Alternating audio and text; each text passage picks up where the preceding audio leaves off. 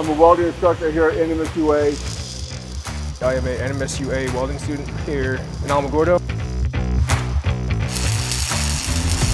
I'm in the welding program at New Mexico State University, Alamogordo.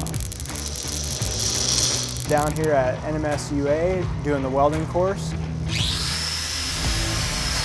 Really great small programs. The classes are small.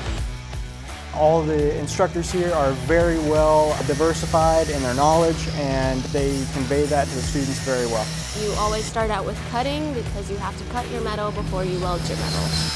Very one-on-one, you start very low level, very like basics of striking the arcs all the way up to overhead. We do MIG, TIG, stick, flux core, oxyacetylene welding and cutting, plasma cutting, blueprint reading. You can get a certificate here if you complete all the courses.